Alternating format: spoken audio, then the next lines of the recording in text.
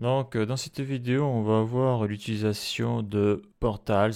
Donc, c'est une des fonctionnalités de React. Pourquoi? Parce que là, lorsque je clique sur se connecter, on voit que j'affiche une modale. Donc ça, c'est une erreur, hein, c'est une boîte de dialogue. Et on voit que cette modale apparaît sous la div ID root. Elle est ici, là. Donc là, je suis sur le composant hostform. Donc la modale s'affiche et elle s'affiche là dans le composant hostform, comme on peut le voir ici. Donc une des bonnes pratiques de React, c'est que lorsque l'on doit afficher une boîte de dialogue, une modale qui va donc recouvrir tout l'écran, comme ici là. Donc ça s'appelle un overlay, hein, ça veut dire recouvrir. Overlay. Eh bien, ce qu'il faut faire, c'est la modale ou la boîte de dialogue, là elle est sur ID root, eh bien, c'est de la mettre à l'extérieur de ID root, sur une autre div de la page HTML qui est ici, là. Là, actuellement, tout mon code apparaît ici, là, ce qui est logique, mais là, on va faire en sorte de créer une nouvelle div avec un ID pour afficher les boîtes de dialogue sur cette div là. Donc pourquoi? Parce que là, comme on peut le voir, là, si j'actualise,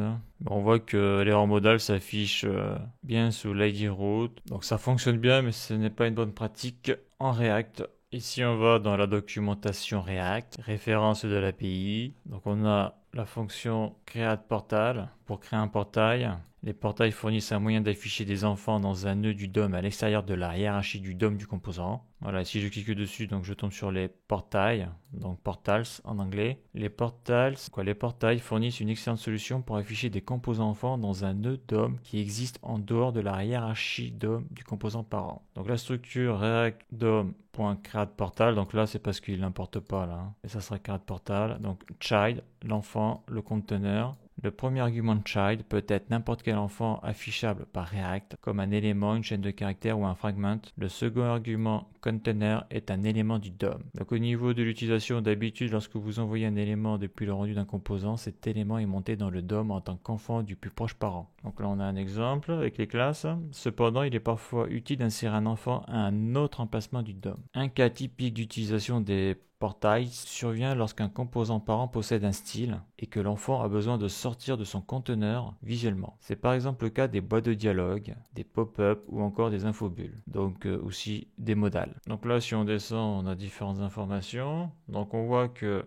là, ils ont fait une div avec un ID modal root. Et ça, là, c'est la div app root. Donc c'est comme ça qu'ils l'ont appelé. Et donc là, on voit un exemple. Mais là, c'est du vieux code avec les classes. Code qu'on n'utilise plus lorsque l'on fait des nouvelles applications sur React. Mais on voit que ça n'a pas été mis à jour. Donc voilà pour les informations sur les portals. En anglais, c'est bien portals.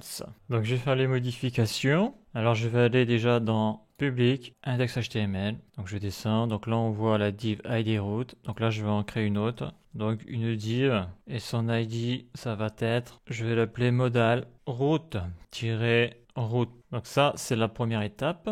Là, il y a une faute. Donc, le composant s'affichera dans cet ID. Donc, on voit que l'ID modal root est au-dessus de quoi? Au-dessus. Et à côté de ID root. Donc, après, je vais revenir dans mon composant error modal. UI error modal. Voilà, là, j'y suis. Donc, tout ce qu'il y a ici, là, je vais le mettre dans un nouveau composant. Donc, ce composant, je vais l'appeler error modal overlay. Donc après on l'appelle comme on veut.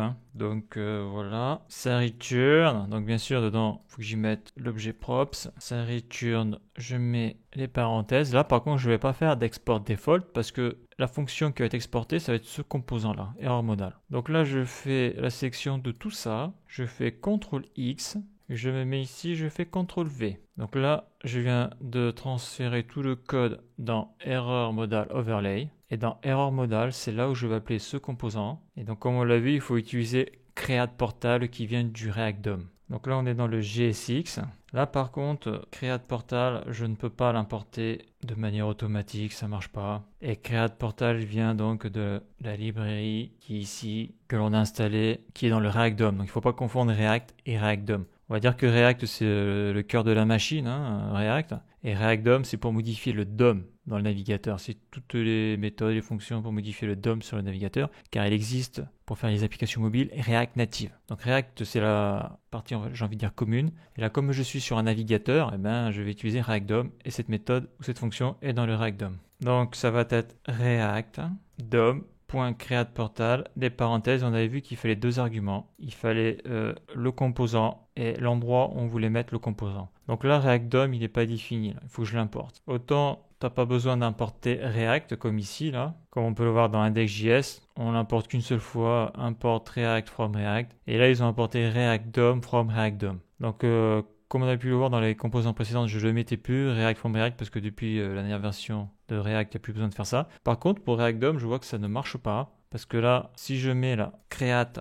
Portal, je clique dessus. Ah, peut-être que s'il me l'a mis. Attends, je vais faire un test là. Bon, on va voir ça. Parce que sinon, il faut faire ça. Il faut faire import React. Donc là, c'est pour travailler le DOM. Et React-DOM en minuscule. Voilà, donc là, je vais faire un test quand même là. C'est vrai qu'on l'apporte au tout début. Alors ça, je le supprime. Create Portal, donc le premier argument, c'est le composant que j'ai créé ici là. Error modal overlay. CTRL-C, donc c'est un composant, donc je mets les chevrons, je ferme. Et ici, c'est l'endroit où on va afficher ce composant. Donc là, ça va être du même style que dans index.js. Donc là, j'ai le composant app. Donc ça, c'est la méthode render. Et là, qu'est-ce que l'on fait pour afficher tout ça dans la bonne div? On fait document.getElementById. Donc ça, c'est du JavaScript natif. C'est des méthodes classiques. Donc là, je vais faire document. Dans document. Donc c'est la méthode getElementById.